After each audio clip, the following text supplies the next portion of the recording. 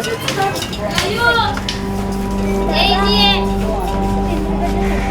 सब्जी वाला, सब्जी वाला, ए ताजा सब्जी लो, ताजा सब्जी। ए सब्जी वाला, सब्जी वाला।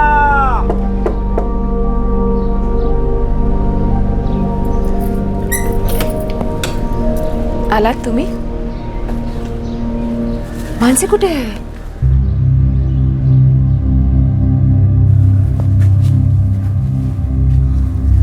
क्या हुआ? इतने परेशान क्यों लग रहे हैं? और मानसी कहाँ है? फिर चली गई। आपने रोका नहीं उसे? आदत बन गई है उसकी, पता नहीं कब सुधरेगी। पुलिस में शिकायत की? नहीं, अब शिकायत नहीं करेंगे। जहां जाना चाहे जाए, जहां रहना चाहे रहे। जब उसको हमारी परवाह नहीं है तो हम क्यों उसकी परवाह करें? हाँ, जैसे ही कह रहे हैं, जानती हूं आप रह नहीं सकते उसके बिना। कल खुद ही जाएंगे ढूंढने उसको। कि लाडली जो है, अब नहीं ढूंढूंगा, थक गया हूं मैं। अब नहीं ढूंढूंगा।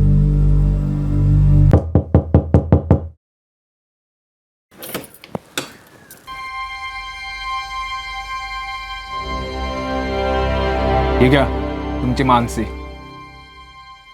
भिवंडी स्टेशन के पास मिली। काम ढूंढते ढूंढते घूम रही थी वहां पर, जीआरपी की नजर में आ गई। धन्यवाद। हम अपनी ड्यूटी कर रहे हैं, लेकिन आपको भी अपनी ड्यूटी करनी होगी। 5वीं बार ढूंढ कर लाए हम लोग इसे। जवान लड़की है, ध्यान रखना चाहिए तुमको। ये तो तुम्हारी किस्मत अच्छी है, वरना कभी ऐसा ना हो कि ऐसे ही भाग जाए और फिर कभी ना मिले।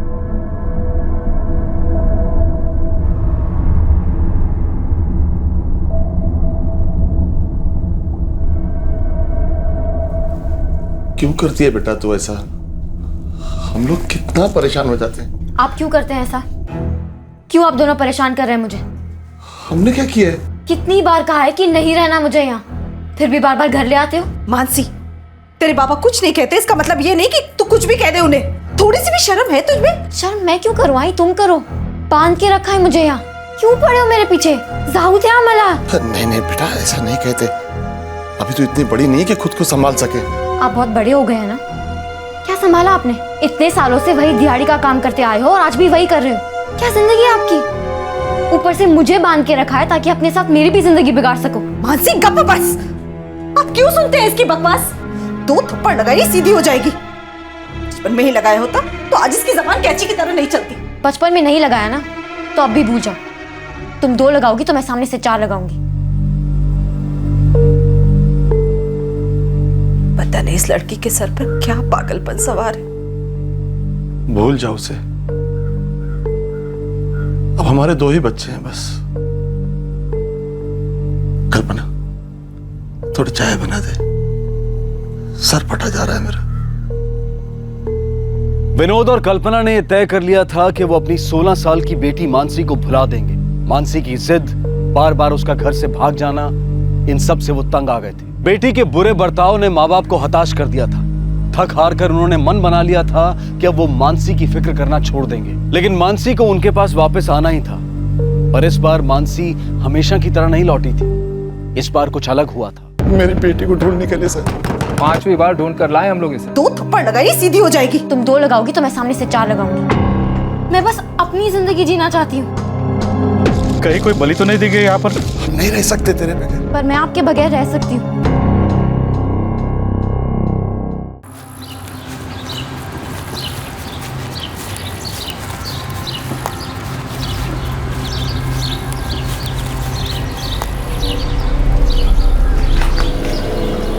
और पत्रकार बाबू, कोई फोटो वोटो मिला शेर का?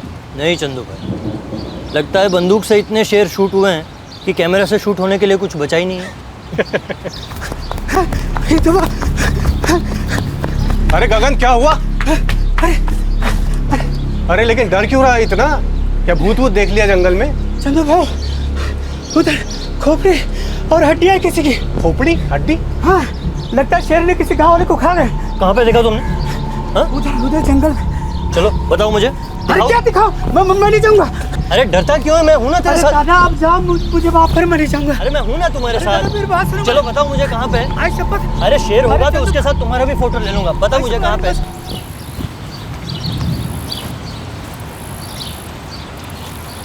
कहाँ पे देखा तुमने? वहाँ पे? चल बता कहाँ पे? वो रहा उधर।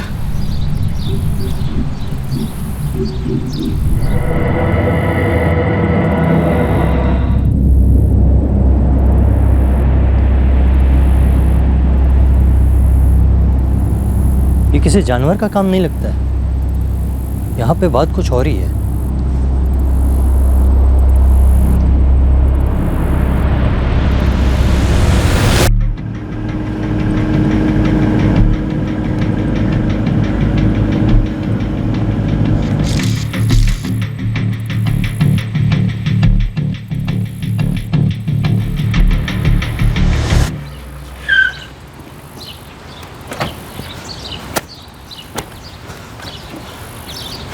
साहब इस तरफ। सर, मुकेश राणे, रिपोर्टर हूँ नवीन महाराष्ट्र अखबार का। मैंने आपको कॉल किया था। आइए सर।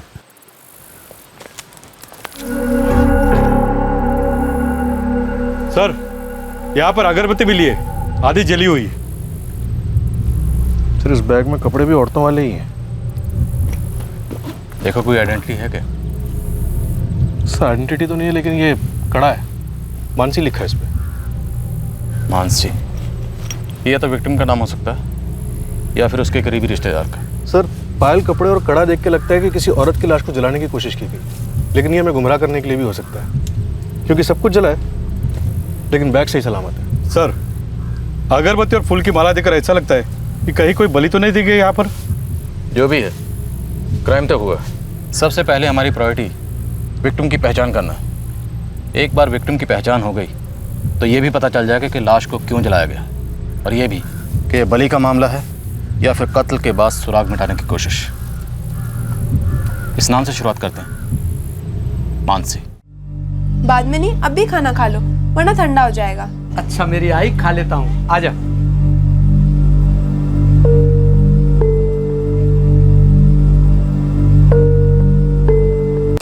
सर, नंदोवन के जंगल से जो हड्डियां और खोपड़ी मिली हैं, उन्हें फॉरेंसिक लैब में भेज दिया गया। आसपास के पुलिस स्टेशन में भी इंक्वायरी कर रहे हैं, शायद कोई मिसिंग कंप्लेंट फाइल हुई हो। खबरियों को काम पे लगाओ, उन्हें मानसी नाम वाले कड़े की फोटो दो, हो सकता है कड़ी मिल जाए। सर। कुलकर्णी, मरने वाला आदमी था या औरत और उसकी उम्र क्या थी, ये सब हमें फॉरेंसिक रिपोर्ट आने के बाद ही पता चलेगा, और फॉरेंसिक रिपोर्ट आने में भी वक्त लगेगा। लेकिन तब तक हमें हर मुमकिन कोशिश करनी है उस जली हुई लाश के पीछे छुपे हुए चेहरे को ढूंढने की।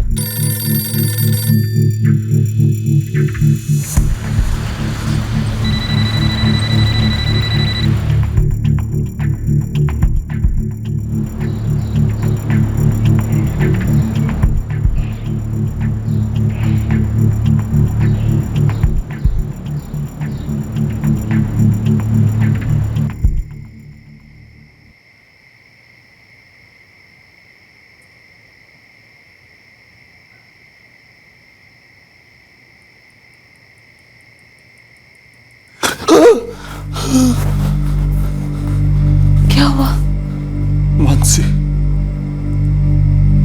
फिर से मेरे सपने में आई, दौड़ रही थी,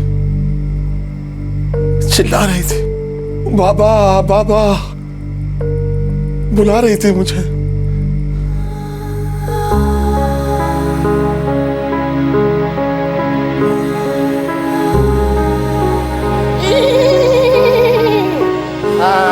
रानी बिटिया घूमने जा रही है।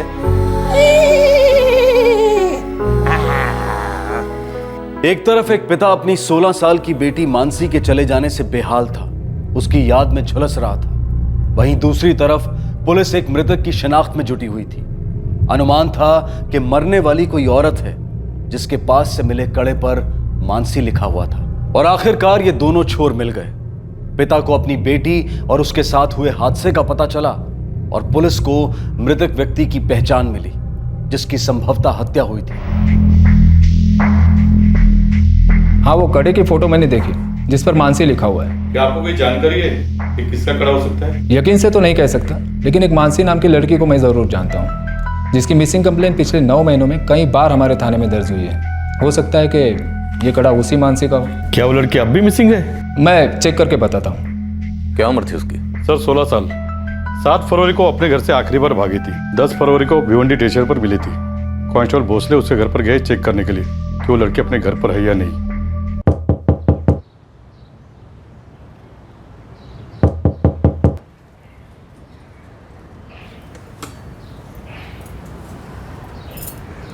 जी साहब। आपकी बेटी मानसी है घर पर? नहीं, वो फिर चली गई। कब? अभी 1 हफ्ता भी नहीं हुआ और वो फिर से भाग गई। वो तो उसके 2 दिन बाद ही भाग गई थी। उसके बाबा ले गए थे उसे बाहर समझाने के लिए अकेले में, पर वो सुनती कहाँ है किसी की। फिर भाग गई वो वहां से। घर से या वहीं से? वहीं से भाग गई। उसके पापा ने बहुत रोका पर रुकी नहीं। क्या ये कड़ा मानसी का है? हाँ, ये मानसी का है। मानसी मिल गई क्या? देखिए, आपको अपने पति के साथ फौरन बेलवाड़ी पुलिस स्टेशन जाना होगा।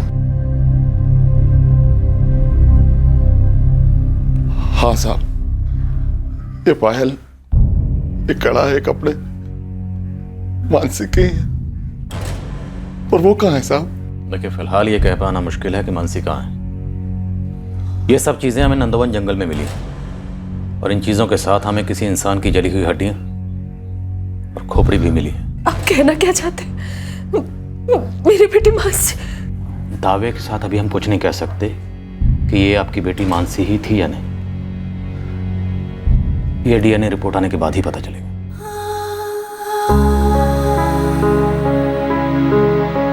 कितने की है पायल? 1500 की। इससे सस्ती वाली भी है, वो दिखाओ। नहीं नहीं, ये वाले दीजिए। सर, ये मानसी मात्रे बहुत ही अजीब लड़की थी। पिछले 9 महीने में ये 7वीं बार है जब वो घर से भागी है। हर बार उसे ढूंढ के लाया जाता था और एक बार वो खुद वापस आ गई थी। पहली बार विरार से पकड़कर इसे घर लाए थे। स्टेशन के आसपास भटक रही थी। जीआरपी ने हमें इन्फॉर्म किया और हमने वापस इसे इसके घर पहुंचाया। इसके माँ बाप क्या करते हैं? माँ लोगों के घरों में कपड़ा बर्तन धोने का काम करती है और बाप दिहाड़ी मजदूर है। सर, ये देखिए, ये थी आखिरी कंप्लेंट 7 फरवरी की। कुल 6 मिसिंग कंप्लेंट दर्ज है मानसी के नाम की। हालांकि इस बार उसके माँ बाप कंप्लेंट लिखवाने नहीं आए। ये माजरा क्या है? ये लड़की बार बार क्यों भाग जाती है? किसी लड़के से चक्कर वक्कर है क्या इसका? पता नहीं, 16 साल की उम्र शायद कुछ ऐसी होती है। बच्चों को खुद नहीं पता होता कि उन्हें क्या चाहिए और क्या नहीं। माँ बाप को कैसे पता हो? और मानसी के माँ बाप तो खुद परेशान थे कि उनकी बेटी ऐसा क्यों कर रही थी। ये तीसरी बार आप लोग अपनी बेटी की मिसिंग कंप्लेंट लिखवाने आए। वो क्यों बार बार घर से भाग जाती है? हम लोग तो अपना काम करेंगे ही, आप लोग क्यों नहीं समझाते उसे? कुछ समझे तो समझाए ना साहब, कुछ बोले तो हमारी समझ में आए। एक ही धुन रटती रहती कि उसे हमारे साथ नहीं रहना। आप लोग कहीं मारते मारते तो नहीं उसे? नहीं साहब, कभी नहीं। इनकी तो लाडली है वो। मैं तो कभी कभी डांट भी देती हूँ, पर ये तो ऊंची आवाज में बात भी नहीं करते। मारना तो दूर की बात है, अगर कभी हाथ उठाना भी चाहूं तो रोक देते हैं ये मुझे। क्या कर रही कल्पना? वही जो आपको बहुत पहले करना चाहिए था। दिख नहीं रहा है? आपकी लाडली बिगड़ रही है, बल्कि बिगड़ चुकी है। आई सिर्फ 50 रुपए तो थे पर्स में, उसके इतना तमाशा क्यों कर रही हो? देखो देखो कैसे बोल रही है ये। बेटा, तुझे पैसे चाहिए तो मांग लेती। चोरी की आदत कहां से लग गई बेटा तेरे को? वो भी अब अपने ही घर में। पहली बार नहीं कर रही है, पहले भी कई बार कर चुकी है। आज तो मैंने रंगे हाथों पकड़ लिया इसे। पकड़ के जैसे बहुत बड़ा तीर मार लिया। चला, अब पुलिस में दे दो मुझे। यहाँ रहने से तो अच्छा है कि जेल में रह लूं। 50 रुपए के लिए चिक चिक कौन सुने। हाँ देवा, क्या करूं इस लड़की का? ये लड़की मेरी जान ले लेगी। मानसी बेटा, कैसी बात कर रही है अपनी आई से? तुझे क्या तकलीफ है हमसे, ये तो बता। तकलीफ मुझे नहीं है बाबा, आप लोगों को है मुझसे। कितनी बार कहा है कि मुझे अपनी जिंदगी अपनी मर्जी से जीनी है, नहीं रहना यहाँ आप लोगों के साथ। फिर क्यों बार बार मुझे घर ले आते हो? अब घर पे भी चोरी की, मतलब बाहर भी चोरी करती है आपकी बेटी? कल्पना तो मेरे यहाँ काम कर चुकी है, तेरी बेटी है ये, इसीलिए पुलिस में कंप्लेंट नहीं कर रही हूँ। बड़ी मेहरबानी भाभी, गलती हो गई इससे। दोबारा ऐसा नहीं करेगी। बस एक बार माफ कर दो इसे। एक बार? अरे पहली बार नहीं हुआ ये। पहले भी मेरे पर्स से पैसे गायब हो चुके हैं, वो तो मैंने ही ध्यान नहीं दिया, लेकिन इस बार तो रंगे हाथों पकड़ी गई है ये लड़की। देख कल्पना, तू इसे लेकर जा, मुझे नहीं रखना काम पर इसे। इसने जो कुछ भी किया है उसके लिए मैं बहुत शर्मिंदा हूँ। अरे कल्पना, तू होगी, लेकिन क्या ये है कि तू ये इसके लिए हाथ जोड़ रही है? वो तो सुन भी नहीं रही है तेरी बात। कल्पना, मेरे 2 बच्चे हैं, क्या पता पैसों के लिए कल को ये लड़की उनके साथ कुछ कर दे तो? मैं तो इस लड़की को इस सोसाइटी में पैर भी नहीं रखने दूंगी। तू लेकर जा इसे। समझ में नहीं आता कि क्या चाहती है ये लड़की, क्यों कर रही है ऐसा। चुप कर तू, अभी ये सब काहे को बोल रही? अभी जरूरी है मानसी को घर लाना। साहब, हाथ जोड़ता हूं आपके, मेरी बेटी को ढूंढने के लिए। साहब, पता नहीं किस हाल में होगी। ठीक है, हम लोग पता करते हैं। फोटो तो पहले से हमारे पास है, आप लोग जाइए, कुछ पता चलेगा तो बताएंगे आपको। 5 बार उसे ढूंढा और उसके घर भेजा सही सलामत, लेकिन इस बार किस्मत शायद उसके साथ नहीं थी, और हो सकता है जो हड्डियां आपको मिली वो मानसी की हो। लेकिन जब तक डीएनए टेस्ट की रिपोर्ट नहीं आ जाती, ये कहना मुश्किल है कि मरने वाली लड़की मानसी ही थी।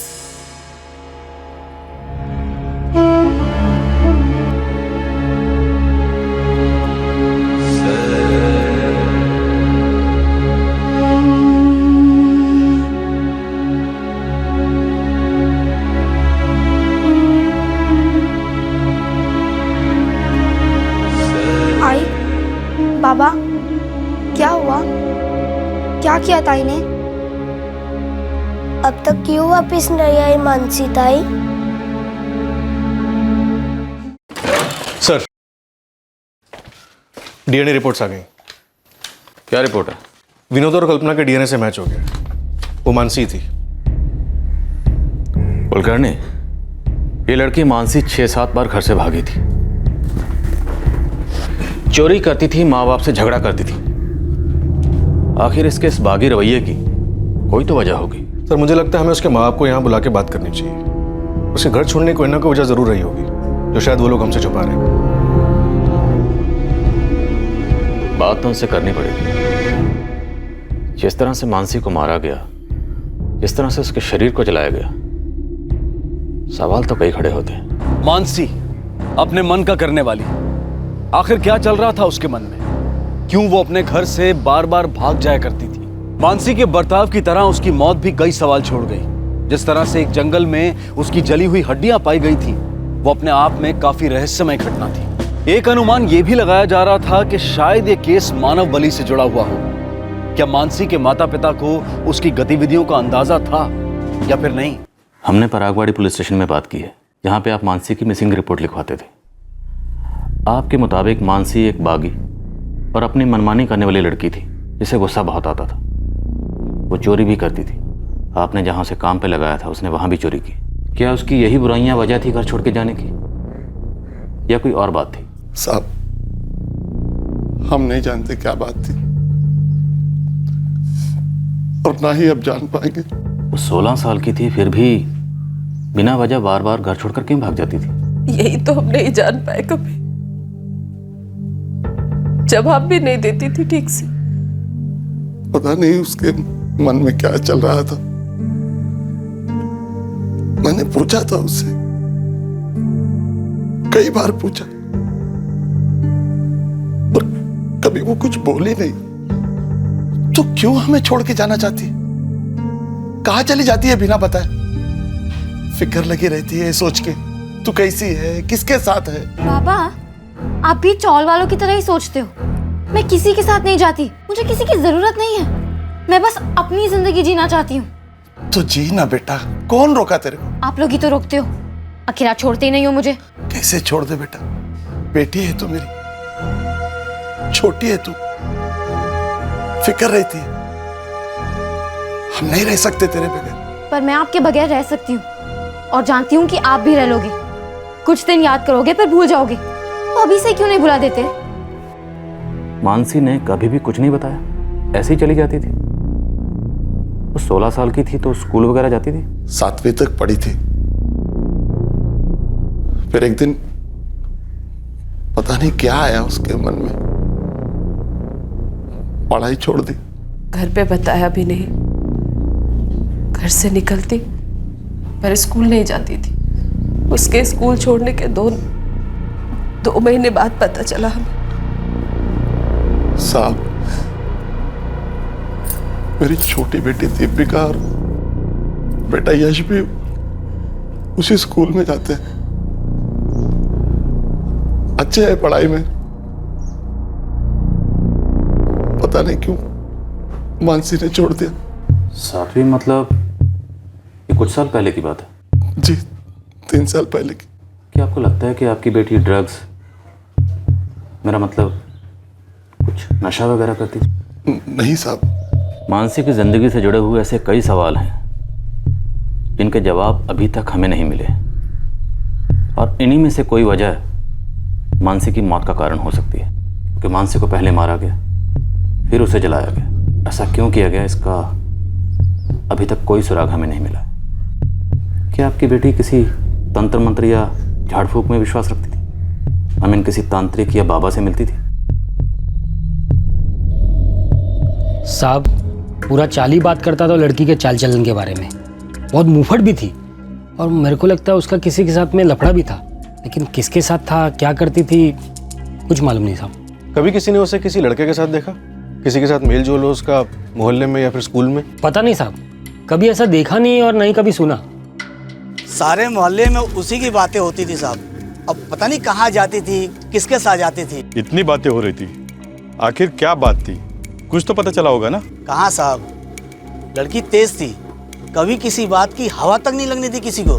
विनोद भाई को बोला था मैंने, लड़की को संभालो। ऐसा क्या करती थी? करने के लिए क्या बाकी रह गया था साहब? ऐसे घर से भागकर इतने दिन बाहर रहना कोई अच्छी लड़की करती है क्या? मुझे तो लगता है उसका कहीं किसी के साथ कुछ होगा साहब। क्या किसी ने कभी उसको किसी के साथ देखा है? वो किसके साथ जाती थी, क्या करती थी? ये सब उसके घर वालों को बेवजह ताने मारते थे। क्या बात कर रहे हैं साहब? ताना मारने के लिए किसके पास टाइम है? अब 16 साल की लड़की बार बार घर से भागती है तो इसका मतलब क्या होता है, आप ही बताइए। ठीक है।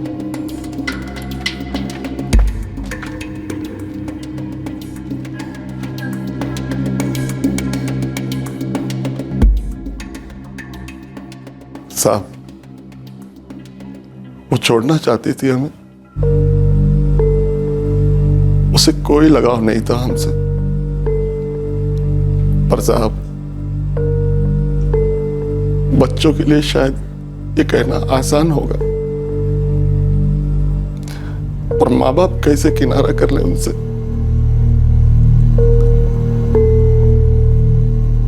यही समझाने के लिए उसे ले गया था अपने साथ, बात करने, समझाने और उसे समझने। क्या कहा उसने? कुछ बोली? वही बोली जो हमेशा कहती थी, हमसे दूर जाना चाहती है।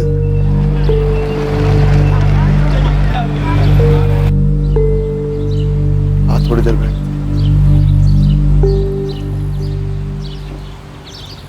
बेटा, वो कोई लड़का है जिसके साथ तू जाती है? पापा, तुम्हें परत परत तेज का विचारता? मैंने कहा कोई लड़का नहीं है, मैं बस अपने साथ रहना चाहती हूँ, किसी और के साथ नहीं। पहले तो ऐसी नहीं थी तू, फिर अचानक क्या हो गया तुझे? 3 साल पहले कितनी अच्छी थी तू, सबसे अच्छे से बात करती थी, कितनी समझदार थी तू। पिछले 2 साल में अचानक स्कूल जाना छोड़ दिया, इतनी बदल गई है तू। कोई तकलीफ है बेटा तो बता ना मुझे। पापा, मैं ऐसी ही हूँ और मुझे ही लगता है ऐसा होने में कुछ भी गलत है।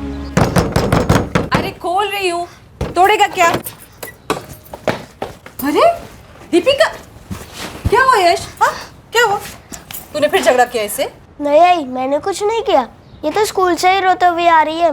मैंने पूछा, मुझे भी कुछ नहीं बताया, इसके क्लास में ही झगड़ा हुआ होगा। बोलना, बोलना, क्या हुआ? आई मुझे स्कूल नहीं जा रहा, मैं नहीं जाऊंगी स्कूल। मेरी तरह कपड़ा बर्तन करेगी पूरी जिंदगी? एक फटका दूंगी अगर दोबारा ऐसा बोली तो।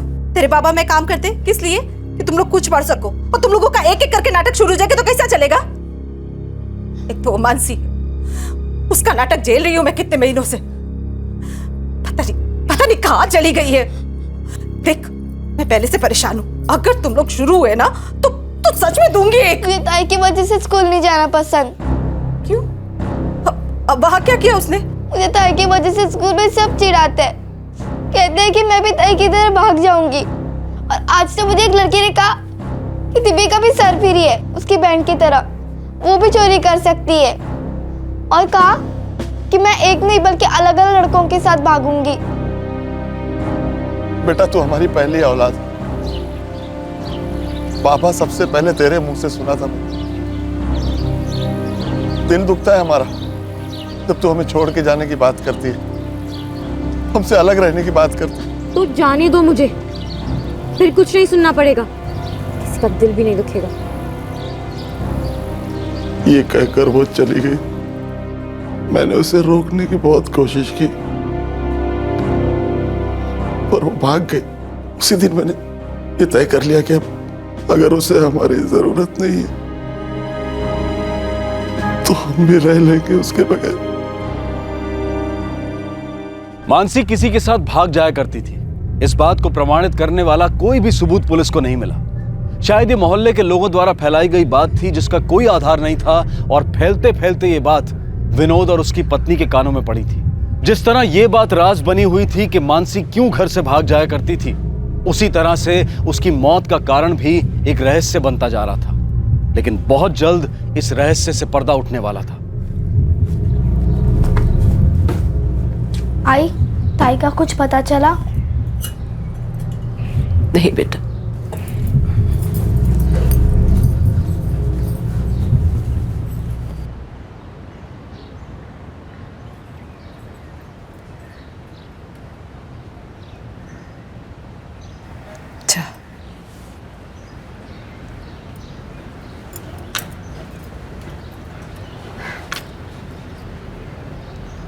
समझ में नहीं आता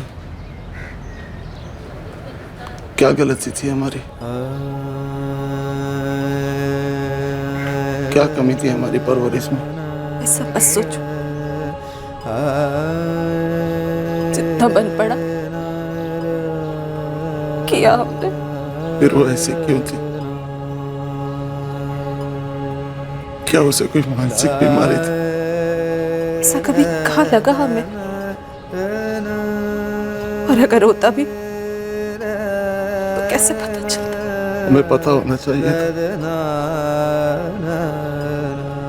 हमें उसे किसी डॉक्टर को दिखाना चाहिए था। पता होना चाहिए था हमें कल्पना।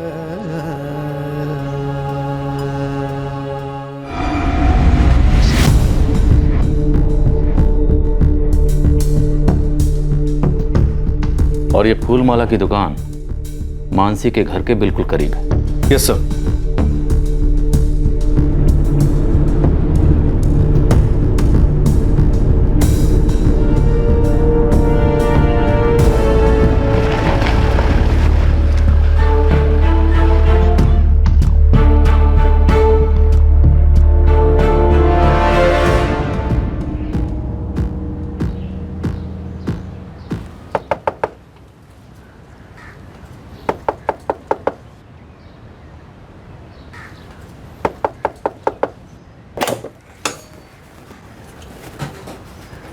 हाईकोर्ट है। आई, पुलिस अंकल आले। अरे आप क्या कर रहे हैं? चलिए कल्पना जी, पता चल गया कि आपकी बेटी मानसी को किसने मारा। आइए। किसने? लेकिन आप मुझे क्यों ले जा रहे हो? क्या बात है इंस्पेक्टर साहब? हमारे पास इस बात के पुख्ता सबूत हैं कि आपकी पत्नी कल्पना ने ही आपकी बेटी मानसी को मारा और फिर उसे जलाया है। क्या इंस्पेक्टर साहब, आपसे कोई गलती हुई है। कल्पना ने कुछ नहीं किया, उसने नहीं मारा है मानसी को। बड़े विश्वास के साथ आप कह रहे हैं कि आपकी पत्नी ने मानसी को नहीं मारा। ठीक है, मान लेते हैं। तो बताइए किसने मारा?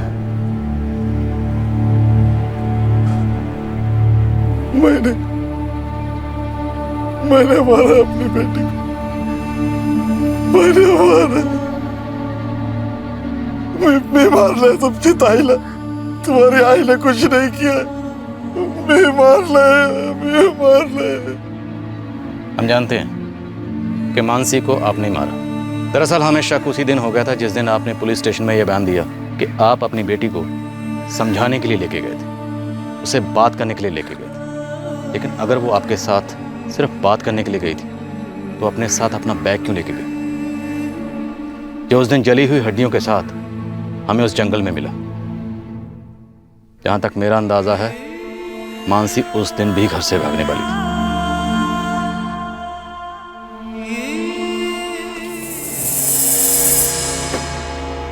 मानसी, ये क्या करे बेटा? क्या तू फिर से? हाँ, और इस बार मुझे ढूंढने भी मत आना और पुलिस को भी मत भेजना। कर लो।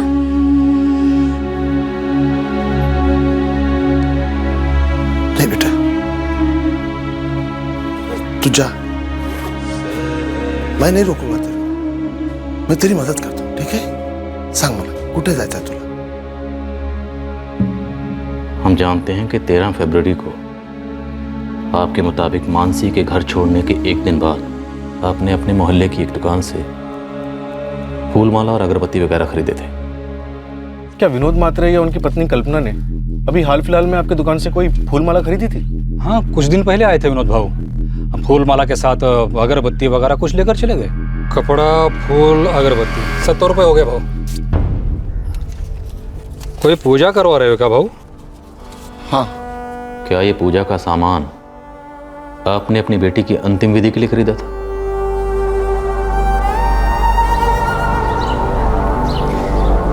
चला, बहुत बातें हो गई, जाऊ दे आम्हाला। मुझे अपने हाथ पे छोड़ दो और भूल जाओ। बेटा भूल तो नहीं पाएंगे।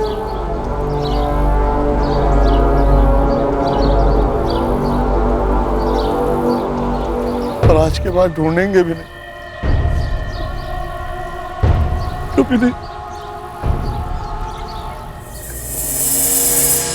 उसके भाग जाने का डर,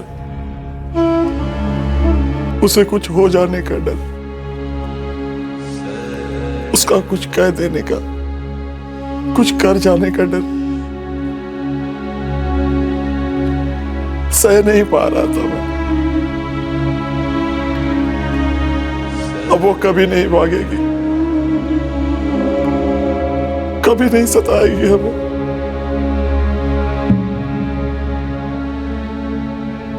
तो आपको पता था कि आपके पति ने मानसी को मार दिया, फिर आप दोनों ने अपनी बेटी की अंतिम विधि करने का तय किया। बेटी थी मेरी, उसकी लाश लावारिस पड़े पड़े सड़ जाती या कोई जानवर खा जाता, ये मैं नहीं सह पाता। वो हमारी पहली औलाद थी ना, उसकी लाश जंगल में छोड़ आया था। हमें उसकी अंतिम विधि तो करनी चाहिए ना। वो भले ही हमें अपना ना समझे, लेकिन थी तो हमारी।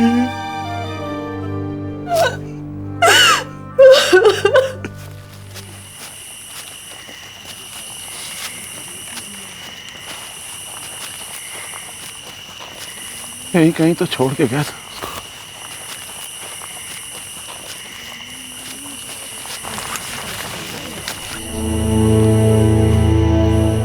मानसी का कड़ा आपने उसके बैग में क्यों रखा? उसे क्यों नहीं जलाया? ताकि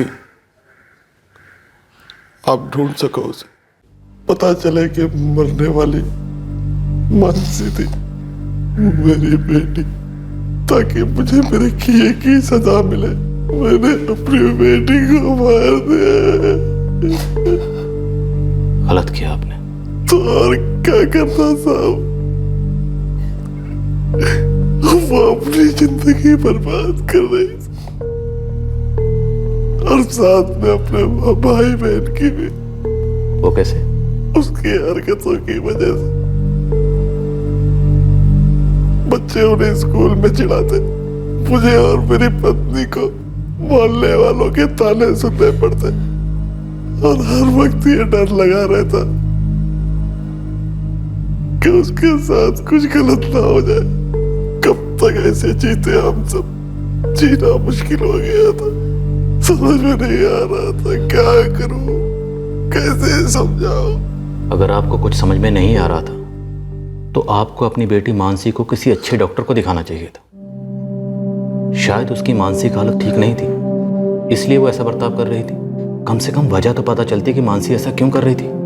आपने तो उसे जान से ही मार दिया। मैं उसे मारना नहीं चाहता था,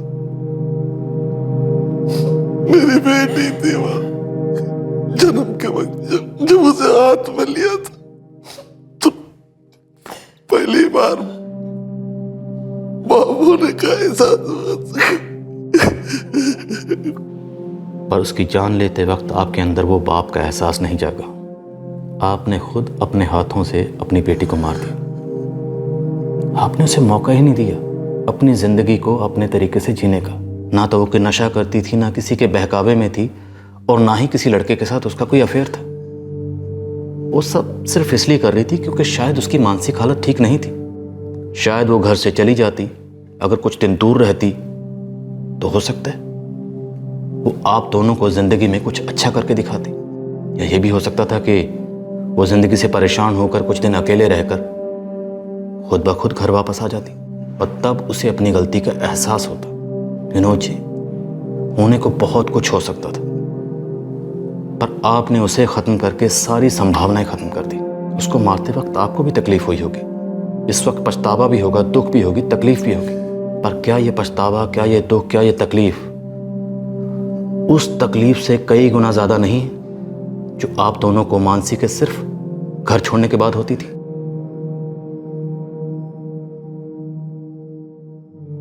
कल्पना की इस कत्ल में कोई सक्रिय भूमिका नहीं थी, इसलिए उसे गिरफ्तार नहीं किया गया।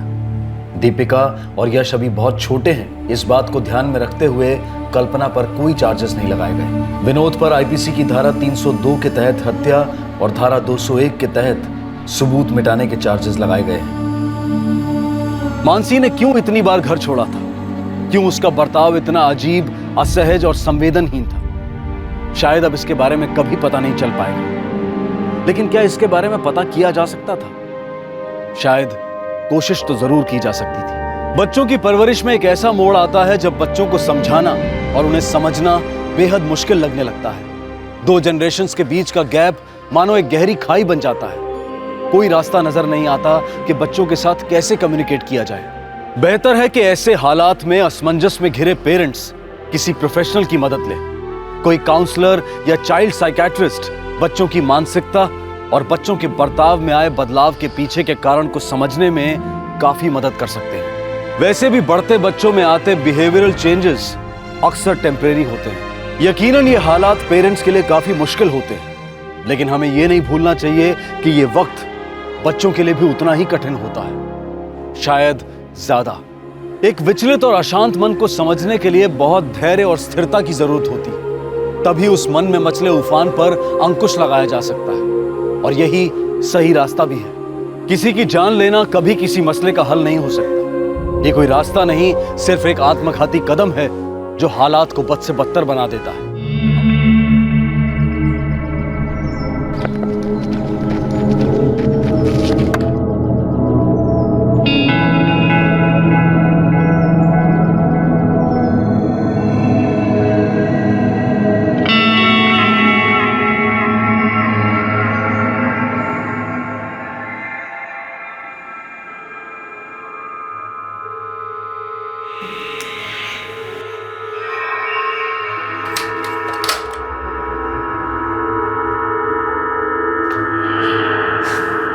विजय, मैंने डिसाइड कर लिया, मैं एमबीए करूंगी, उसके बाद जॉब। खुशी, फिर शुरू हो गई ना तुम? कम से कम काम पे जाते वक्त तो दिमाग मत खराब करो। रोज रोज इस टॉपिक पे बहस करना जरूरी है क्या? बहस नहीं कर रही हूँ, जो कहा है वही करूंगी। तुम्हारा टिफिन किचन में रखा है, ले लेना। मुझे भी नहा के इंस्टीट्यूट जाना है, आज फीस भरनी है मुझे। मैंने इंटरनेट से इंफॉर्मेशन निकाली थी, नेक्स्ट मंथ से कोर्स स्टार्ट है। क्या बकवास किए जा रही हो तुम? हाँ, हम 1000 बार इस बात पे बहस कर चुके हैं ना, और मैंने तुम्हें हर बार कहा है और आज फिर से कह रहा हूँ, तुम कोई कोर्स, कोई जॉब नहीं करोगी। विजय, तुम्हें जैसी जिंदगी पसंद हो ना, सिर्फ वैसी जिंदगी नहीं जी सकती मैं। और अगर तुम्हें मेरा डिसीजन मंजूर नहीं तो मुझे तुम्हारे साथ रहना मंजूर नहीं है।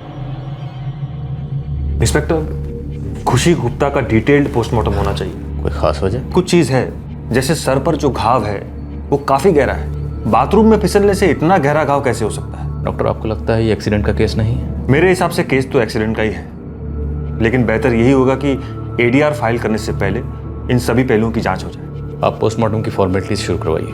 पर पोस्टमार्टम क्यों? मैं आपको खुशी की बॉडी की चीर फाड़ नहीं करने दूंगा। मैं आपको पोस्टमार्टम नहीं करने दूंगा। देखिए, रिपोर्ट फाइल करने के लिए ये जरूरी है। अरे इतनी गहरी चोट लगी है उसको, ये क्या काम है? नहीं, मैं आपको पोस्टमार्टम की परमिशन नहीं दूंगा। प्लीज समझाइए इन्हें, बात परमिशन की नहीं है। सब इंस्पेक्टर दिलीप इनके घर जाएंगे और एक्सीडेंटल स्पॉट की जांच करेंगे। हम अपनी ड्यूटी कर रहे हैं, इसलिए प्लीज। मैंने आपको कहा ना, मैं आपको पोस्टमार्टम नहीं करने दूंगा। मिस्टर विजय, मैं आपकी फीलिंग समझ सकता हूँ, बट प्लीज आप भी समझने की कोशिश कीजिए। हमें अपनी ड्यूटी करनी है। प्लीज घर की चाबी दीजिए ताकि सब इंस्पेक्टर दिलीप आपके ससुर या फादर के साथ आपके फ्लैट पर जाके एक्सीडेंटल स्पॉट की जांच कर सकें।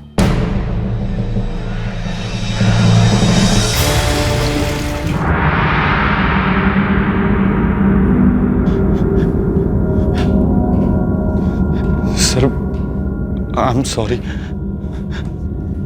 मैं थोड़ा इमोशनल हो गया था। इट्स ओके, मैं समझ सकता हूँ इस वक्त आप पर क्या गुजर रही है। चाबी प्लीज। आप पोस्टमार्टम कराइए, मैं इनके साथ घर जाता हूँ। Thank you.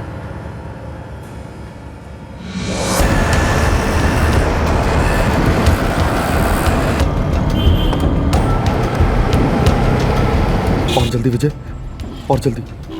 पुलिस से पहले पहुंचना है तुझे। उनके हाथ वो बैग नहीं आना चाहिए।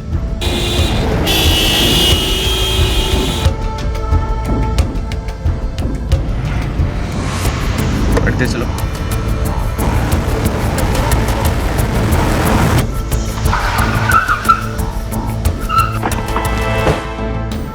ये विजय गुप्ता का फ्लैट नंबर कौन सा है? तीसरा माला सर, फ्लैट नंबर 301। वो तो अभी भी सीढ़ियों से ऊपर गया है।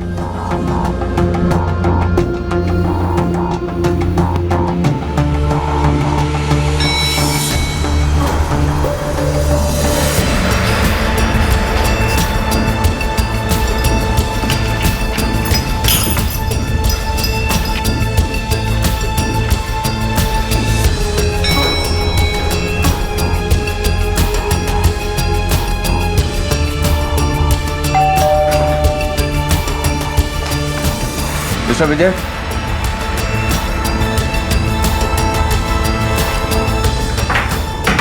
मिस्टर विजय,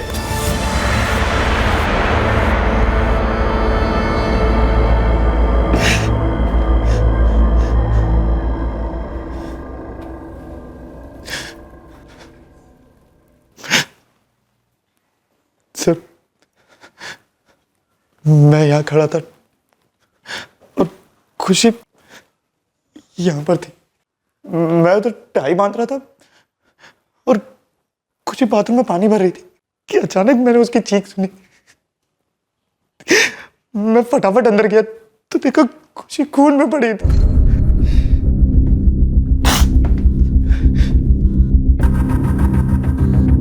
संभल के, खून पे पैर ना पड़े।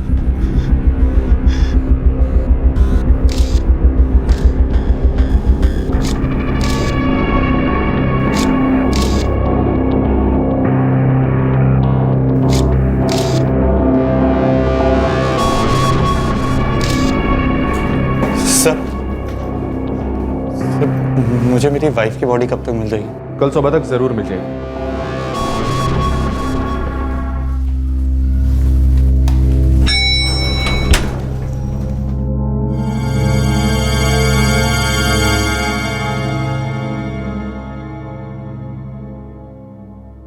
ठीक है, हम अभी पहुंचते हैं।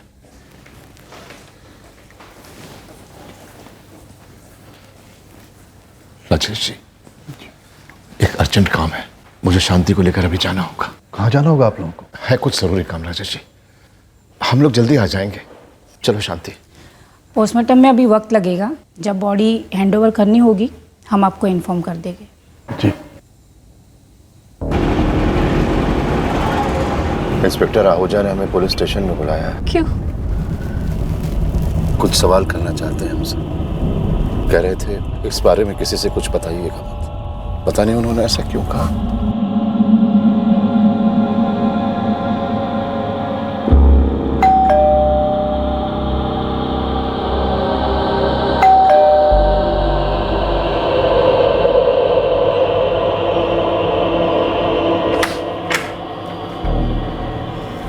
नर्स ने कहा कि पोस्टमार्टम में वक्त लगेगा। और खुशी के मम्मी पापा कह रहे थे कुछ जरूरी काम है और फिर चले गए। कुछ बताया उन्होंने कहाँ जा रहे हैं? नहीं बेटा, मुझे भी अजीब लगा। एक फोन आया और वो तुरंत चले गए। माफ़ी चाहता हूँ ऐसे वक्त पर आप लोगों को यहाँ बुलाना पड़ा, लेकिन कुछ ज़रूरी बात करनी थी। किस बारे में सर? क्या आपकी बेटी खुशी और दामाद विजय के बीच में सब कुछ ठीक था? जी बिल्कुल। शादी को कितना वक्त हुआ? 3 साल। क्या शादी के वक्त दहेज की कोई डिमांड थी? जी नहीं सर। लेकिन आप ये सवाल क्यों पूछ रहे हैं? जितेंद्र जी, आपकी बेटी खुशी की मौत एक एक्सीडेंट से हुई है, लेकिन मौत एक ऐसी लड़की की हुई है जिसकी शादी को अभी 7 साल से भी कम वक्त हुआ। इसलिए हमें इस तरह के सवाल पूछने पड़ते हैं, ये जानने के लिए कि मौत के पीछे कहीं कोई और वजह तो नहीं थी। इसलिए पूछ रहा हूँ, क्या आपकी बेटी खुशी को आपके दामाद विजय से कोई तकलीफ थी? नहीं सर, हमारा दामाद विजय तो बहुत अच्छा लड़का है।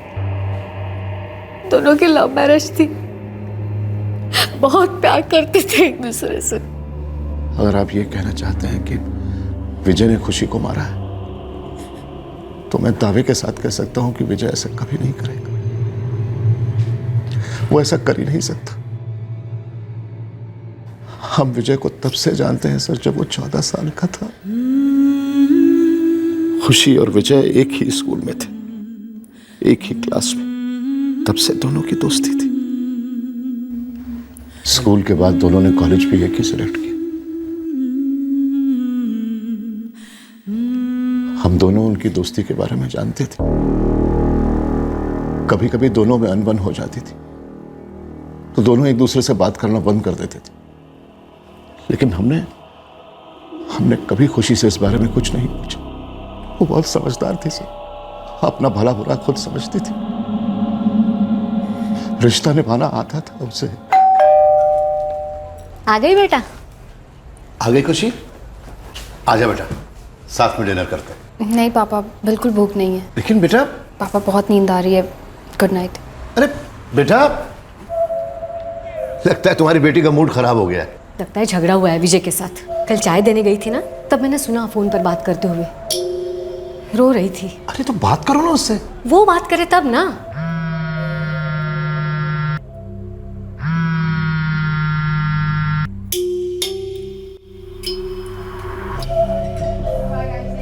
तुम्हें उस कुणाल के साथ टाइम स्पेंड करना है तो करो, मुझे क्या। मैं आइंदा तुम्हें परेशान नहीं करूँगा।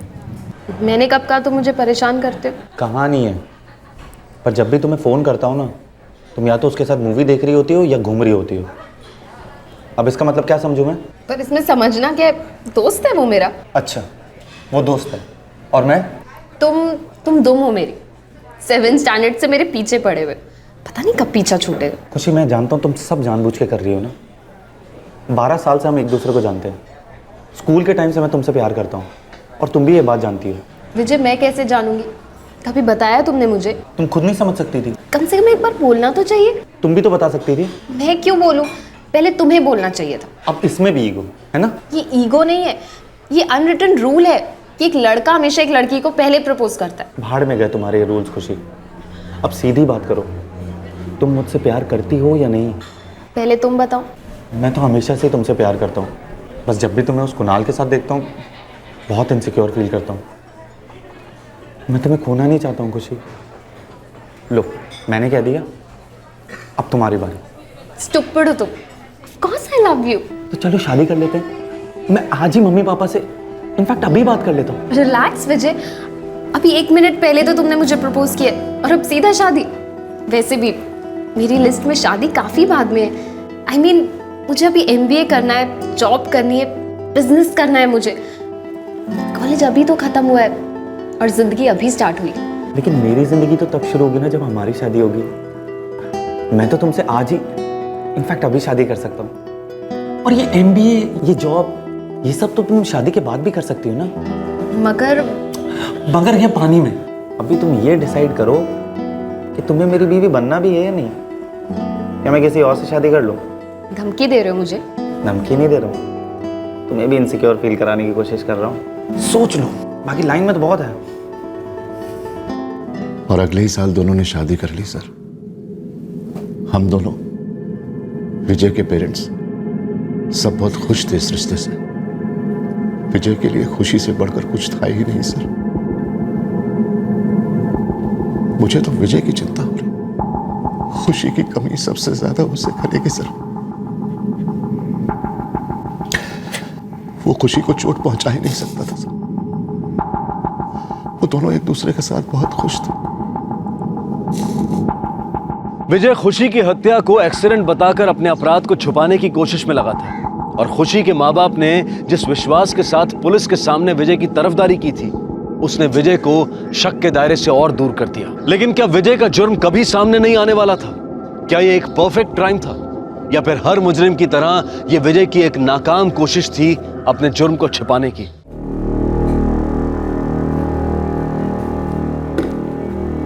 विजय, बेटा चाय पी ले।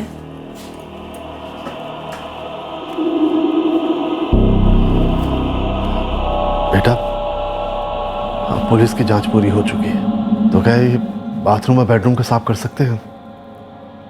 कुछ बताया था उन्होंने?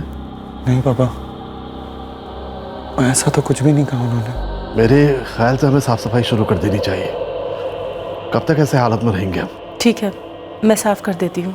नहीं माँ, आप लोग बैठिए, मैं साफ कर देता हूँ। नहीं बेटा, तू वैसे ही बहुत थका हुआ है, मैं ही साफ कर दूंगी। मैंने कहा ना मैं साफ कर दूंगा। मतलब आप लोग बैठिए, मैं साफ करके आता हूँ।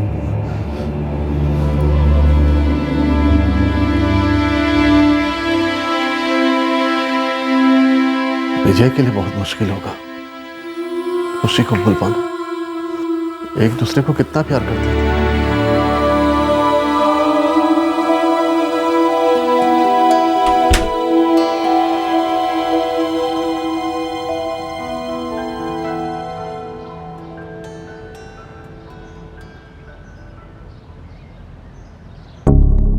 बाथरूम के फ्लोर पर बहुत खून था सर। बेडरूम में भी खून के धब्बे थे, जो शायद खुशी को हॉस्पिटल ले जाते वक्त हुए होंगे। नल पर भी खून के निशान है। शायद खुशी का पैर फिसला होगा और उसका सर नल से टकराया होगा। हो सकता है सर। खुशी के पेरेंट्स का कहना है कि खुशी और विजय एक दूसरे को बचपन से जानते थे, पसंद करते थे। एक साथ स्कूल गए, कॉलेज गए, और 3 साल पहले इनकी शादी हुई थी। खुशी के पेरेंट्स के हिसाब से इन दोनों के बीच में कोई प्रॉब्लम नहीं थी। प्रॉब्लम तो थी सर। अब इस बात को या तो खुशी के पेरेंट्स जानते नहीं होंगे या फिर हमें बताना नहीं चाहते। तुम्हें कुछ पता चला? जी हाँ सर। मैं जब विजय के घर से वापस लौट रहा था तो मैंने उसके पड़ोसी हर्ष और प्रिया से बात की। विजय के साथ हॉस्पिटल में आप ही आए थे ना? जी, हम लोग वापस चले आए, कपड़े पे चेंज करने थे। विजय का बर्ताव देखकर मुझे अजीब लगा सर, इसलिए मैंने सोचा कि उसके और खुशी के रिश्ते के बारे में मुझे पता करना चाहिए। ऐसा क्या था विजय के बर्ताव में? मैं जब हॉस्पिटल से विजय के पीछे उसके घर जा रहा था तो वो पूरे रास्ते कुछ जरूरत से ज्यादा तेज गाड़ी भगा रहा था सर। ऐसा लग रहा था जैसे वो हमसे पहले घर पहुंचना चाहता हो। वो इतनी जल्दबाजी में था सर कि लिफ्ट के बजाय सीढ़ियों से ऊपर गया। जब मैं उसके घर पहुंचा तो उसके घर का दरवाजा खुला हुआ था। उसकी इतनी जल्दबाजी के बाद जब मैंने उसे देखा तो वो कमरे में चुपचाप सर झुकाए हुए बैठा हुआ था। तब मुझे थोड़ा अजीब लगा। पोस्टमार्टम का नाम सुन के भी बौखला गया था। मैं आपको खुशी की बॉडी की चीर फाड़ नहीं करने दूंगा। मुझे लगता है कि इतनी जल्दबाजी के पीछे जरूर उसका कोई मकसद था। विजय को हमारे साथ घर जाने की कोई जरूरत नहीं थी। हमारे साथ उसके फादर या उसके ससुर जा सकते थे, लेकिन नहीं, वो खुद गया और हमसे पहले घर पहुंच गया। बस यही बात मुझे सबसे ज्यादा खटक रही थी सर, इसलिए मैंने हर्ष और प्रिया से बात की। क्या बताया उन्होंने? सर, बताने जैसा कुछ भी नहीं। मेरे हिसाब से तो दोनों परफेक्ट कपल थे। क्या वाकई में ऐसा था? हाँ। प्रिया जी, क्या आपको भी ऐसा लगता है कि विजय और खुशी के बीच सब कुछ ठीक था? नहीं सर, कुछ तो गलत हो रहा था। वजह तो नहीं पता दोनों के बीच झगड़े होने की, लेकिन झगड़े होते थे, अक्सर होते थे। तुम्हें एक बात कितनी बार समझानी पड़ेगी? हाँ, मैं जो कहूंगा वही करोगी तुम। तो मुझे नहीं रोक सकते। चुप हो जाओ वरना अच्छा नहीं होगा। अक्सर उनके घर से चिल्लाने की, बर्तन गिरने की आवाजें आती थी। मैं पता तो नहीं कर पाई कि झगड़े की वजह क्या थी। खुशी ने भी कभी कुछ नहीं बताया, लेकिन सर मैंने नोटिस किया था, खुशी काफी उदास रहती थी। हाय खुशी। हाय प्रिया, कैसी हो? ठीक हूँ, वो लेट हो रही हूँ, निकलती हूँ। उस दिन तो मैंने उसके चेहरे पर चोट का निशान भी देखा था। अब सर प्रिया कह रही हो तो ज़रूर होते होंगे दोनों में झगड़े, लेकिन आप ये सब क्यों पूछ रहे हैं सर? मैं जानता हूँ सर, विजय बहुत अच्छा लड़का है। उसने काफ़ी कम उम्र में बहुत कुछ अचीव कर लिया। एक मल्टीनेशनल कंपनी के कॉल सेंटर में एचआर की पोस्ट पर है। वो ऐसा करेगा नहीं मान सकता सर मैं। खुशी और विजय के बीच में अक्सर झगड़े होते थे और ये झगड़े मारपीट तक पहुंच गए थे, लेकिन फिर भी खुशी ने यह बात कभी अपने पेरेंट्स को नहीं बताई। अजीब है ना?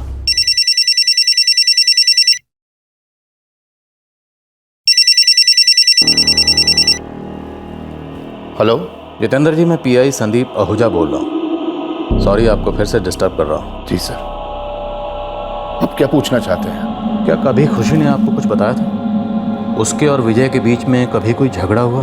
नहीं तो मैंने आपको सब कुछ तो बता दिया। क्यों बार बार आप एक ही सवाल पूछ रहे हैं? विजय बेचारा वैसे ही बहुत दुखी है। देखिए सर, आप विजय पर शक करना छोड़ दीजिए। जी नहीं, खुशी ने हमसे इस बारे में कभी कुछ नहीं कहा। कौन था जितेंद्र जी?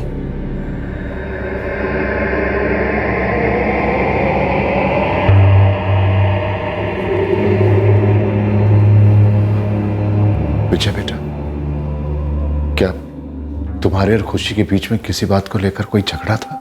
नहीं पापा जी, बल्कि हम दोनों तो बहुत खुश थे एक दूसरे के साथ। किसी ने ऐसा कहा आपसे? किसी ने नहीं बेटा, मैं बस ऐसे ही पूछ रहा था।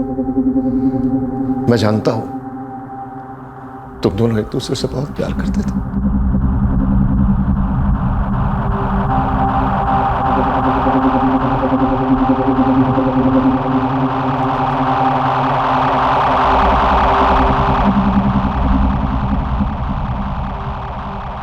कौन पुलिस को बता रहा है? कौन है जो मुझे फंसाने की कोशिश कर रहा है? पुलिस को कुछ क्लूज मिले थे जो इशारा कर रहे थे कि खुशी की मौत शायद एक एक्सीडेंटल डेथ नहीं थी। ऐसा लग रहा था कि यह केस जितना सिंपल नजर आ रहा है उतना है नहीं, लेकिन अब तक पुलिस के हाथ कोई ठोस जानकारी नहीं लगी थी। दूसरी तरफ विजय को उम्मीद थी कि उसने जो खुशी की मौत को एक्सीडेंट साबित करने की चाल चली थी वो कामयाब होगी और पुलिस उस तक कभी नहीं पहुंच पाएगी।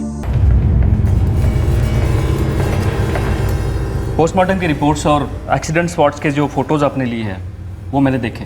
शक की कोई गुंजाइश? गुंजाइश तो है।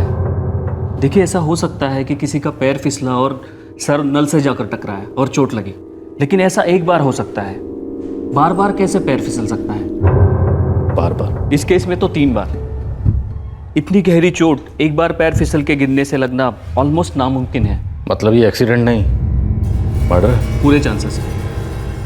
देखिए, घाव काफ़ी गहरे हैं और नज़दीक के हिस्सों में तो 2-3 जगह पर है। मेरे अंदाजे से सिर किसी चीज़ पर नहीं टकराया तो कोई चीज़ सर पर 2-3 बार टकराई है। I mean, विक्टिम कहीं गिरी नहीं होगी, उसके ऊपर वार हुआ होगा। Thank you. बेटा, अच्छा होता अगर तुम आज की रात हमारे साथ रहते। तुम कहो तो हम यही रुक जाते। नहीं पापा, मैं कुछ देर के लिए अकेला रहना चाहता हूँ। आप लोग प्लीज जाइए। ठीक है बेटा। बेटा, अपना ख्याल रखना। हम कल सुबह आएंगे।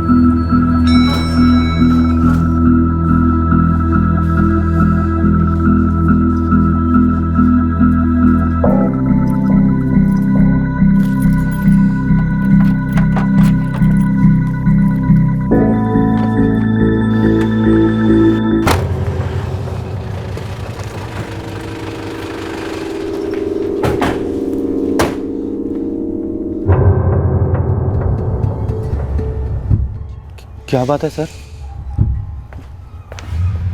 खुशी की बॉडी कब मिलेगी हमें? कल सुबह। लेकिन हमें वो हथियार कब मिलेगा जिससे तुमने खुशी को मारा? क्या बकवास कर रहे हैं सर आप लोग? क्यों आप लोग मेरे पीछे पड़े हुए हैं? क्योंकि खुशी की मौत महज एक्सीडेंट से नहीं हुई है। मिस्टर विजय, डिक्की खोलिए। क्या छिपा रहे थे आप इसमें? हमने आपको डिक्की बंद करते हुए देखा है। कुछ नहीं सर, मैंने कुछ नहीं छुपाया डिक्की में। वो हम देख लेंगे, तो डिक्की खोल।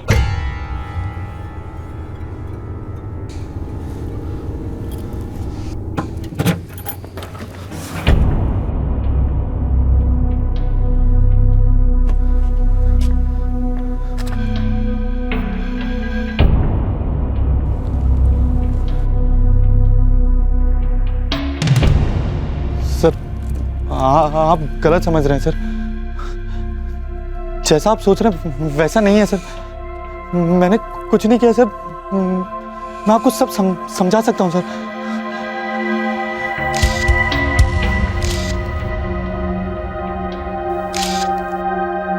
यहां साइन कीजिए। सर मेरी बात तो सुनिए सर। सर मैंने कुछ नहीं किया सर। मेरी कोई गलती नहीं सर। मैं उसे मारना नहीं चाहता था सर। प्लीज सर मेरी बात सुनिए सर। मैं उसे मारना नहीं चाहता था sir. Please sir. Thank you.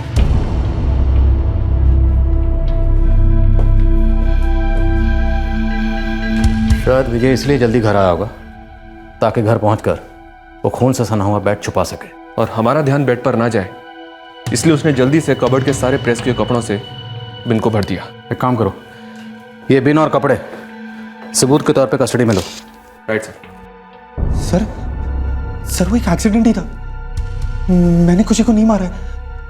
आप लोग मेरी बात क्यों नहीं समझ रहे? तो समझाओ हमें, क्या हुआ था? बचपन की दोस्ती, जवानी का प्यार, 3 साल की शादी, पल भर में फरार। मैं तंग आ गया था खुशी से। रोज वो एक ही जिद पकड़कर बैठी रहती थी, एमबीए करने की, जॉब करने की। कितनी बार समझाया उसको, मगर वो मानती ही नहीं थी। खुशी पढ़ना चाहती थी, एमबीए करना चाहती थी, जॉब करना चाहती थी, सिर्फ इसलिए तुमने उसे मार डाला? सर मैंने कहा ना, मैं उसे मारना नहीं चाहता था। मुझे बस गुस्सा आ गया था उसकी जिद सुनकर। वो मुझे छोड़ने को तैयार थी, पर अपनी जिद नहीं, मुझे धमकी दे रही थी वो डिवोर्स देने की। अगर तुम्हें मेरा डिसीजन मंजूर नहीं तो मुझे तुम्हारे साथ रहना मंजूर नहीं है। इतनी प्रॉब्लम है ना तुम्हें मुझसे, तो तुम मुझे डिवोर्स क्यों नहीं दे देते? रोज रोज एक ही बात की रट लगाकर बैठी रहती थी। पढ़ाई करनी, जॉब करनी। उसे लगता था कि वो जॉब करके मुझसे आगे निकल जाएगी। बहुत अहंकार आ गया था उसमें। विजय, तुम ही ने तो कहा था कि मैं शादी के बाद एमबीए कर सकती हूँ, जॉब कर सकती हूँ। हाँ बाबा, मैंने कहा था, पर जरा ये तो सोचो, तुम जॉब करोगे तो घर कौन संभालेगा? और तुम्हें जॉब करने की जरूरत क्या है? मैं अच्छा खासा कमा रहा हूं ना। विजय, बात सिर्फ कमाने की नहीं है, बात मेरी पहचान की है, मेरे सूप ठंडा हो गया है, इसे जरा गर्म कर लाओगी? क्या एक ही बात को लेकर बैठ जाती हो? अरे आज सेलिब्रेशन का मौका है, प्रमोशन मिली है मुझे, क्यों मूड स्पॉइल कर रही हो यार? जिस तरह तुम्हें अपने अचीवमेंट पे प्राउड फील हो रहा है ना, उस तरह मुझे भी हक है अपने लाइफ में कुछ अचीव करने का। ये मेरा तेरा क्या लगा रखा है तुमने खुशी? मेरी अचीवमेंट तुम्हारी नहीं है क्या? क्यों इतनी सेल्फिश हो रही हो? सेल्फिश मैं हो रही हूँ या तुम? तुम्हें यही डर है ना कि मैं लाइफ में तुमसे आगे बढ़ जाऊंगी? तुम्हारा मेल ईगो रोक रहा है ना मुझे। विजय, तुम समझते क्यों नहीं हो कि अपने करियर को लेके बहुत सीरियस हूं। मैं हमारे घर और हमारी लाइफ को लेकर सीरियस हूं।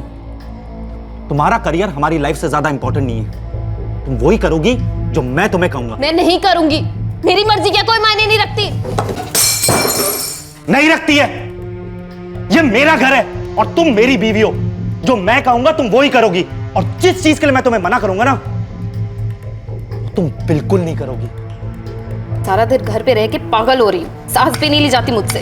तो योगा करो, मेडिटेशन करो, अपने दिमाग पर ना थोड़ा कंट्रोल करना सीखो।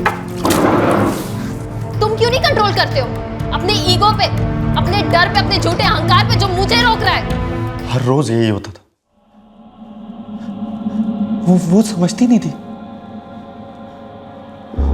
आज सुबह भी उसने मुझे धमकी दी डिवोर्स देने की। बर्दाश्त नहीं हुआ मुझसे। सब कुछ एक ही झटके में हो गया। समझ ही नहीं आया मुझे। मारना नहीं चाहता था मैं उसे, लेकिन मार डाला। क्यों?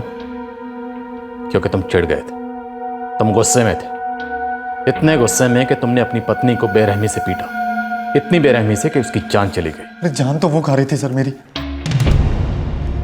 चोट पहुंचा रही थी मुझे, लगातार बार बार एक ही बात कहकर। वो सिर्फ पढ़ना चाहती थी, जॉब करना चाहती थी, उससे तुम्हारी ईगो, तुम्हारे अहंकार को ठेस पहुंच रही थी। क्योंकि तुम्हारे लिए तुम्हारा अहंकार, तुम्हारी ईगो मायने रखती है। खुशी की मर्जी या उसकी खुशियां कोई मायने नहीं रखती थी। चोट तुम पहुंचा रहे थे, टॉर्चर तुम कर रहे थे उसे, बार बार लगातार। दो इंसान पहले एक दूसरे से इतनी मोहब्बत करते हैं, इतनी मोहब्बत कि एक दूसरे की जरा सी भी तकलीफ बर्दाश्त नहीं कर पाते। फिर वही इंसान दूसरे इंसान को घुटते हुए, तड़पते हुए कैसे देख सकता है? उसे बांधकर रखने में क्या खुशी महसूस होती है? अगर तुम और खुशी अपनी शादीशुदा जिंदगी में खुश नहीं थे तो बातचीत करके अलग हो सकते थे। खुशी की जान लेकर क्या हासिल हो? अपनी जिंदगी बर्बाद करके क्या हासिल हो?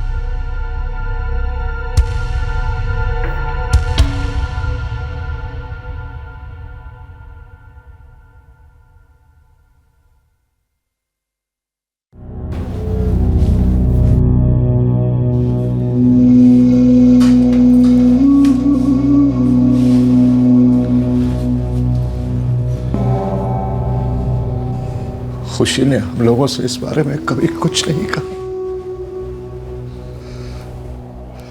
एक बार भी नहीं, कि उन दोनों के बीच में इतनी कड़वाहट, इतनी नफरत पैदा हो चुकी। हमें भी इस बारे में कुछ पता नहीं था। अगर हम इस बारे में जानते तो हम शायद कुछ कर पाते। सही कह रहे हैं आप। काश खुशी ने अपनी तकलीफ हमारे साथ बांटी होती। हमें तो यही लगता था कि दोनों एक दूसरे के लिए ही बने, दोनों के बीच में प्यार के अलावा और कुछ नहीं है। ऐसा लगता था जैसे दोनों के बीच में सब कुछ ठीक है, लेकिन ये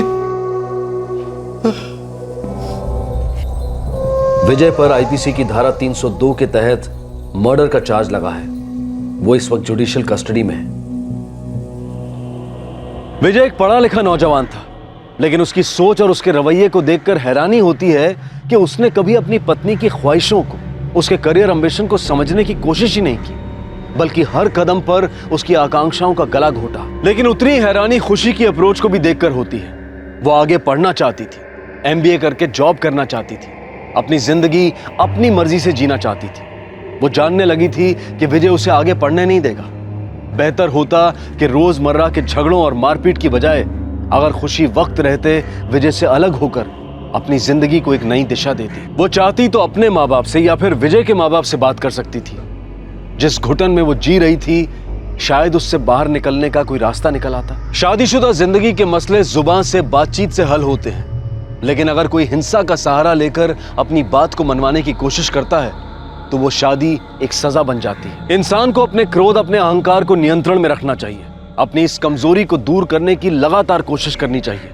लेकिन अगर कोई शख्स अपने रवैये से बाज नहीं आता है तो जरूरी है कि उस बर्ताव को सहन करने वाला शख्स वक्त रहते उस रिश्ते से बाहर निकल आए, इससे पहले कि बहुत देर हो जाए। अब मैं अनूप सोनी आपसे विदा लेता हूं। आपसे फिर मुलाकात होगी कल रात 11 बजे क्राइम पेट्रोल सतर्क के एक और चौंका देने वाले केस में। तब तक सुरक्षित रहें और देखते रहें क्राइम पेट्रोल सतर्क। सबक एक को, सीख हम सबको। जय हिंद। इस तरह के और भी एपिसोड देखने के लिए हमारे चैनल को सब्सक्राइब करें और बेल आइकन दबाना ना भूलें।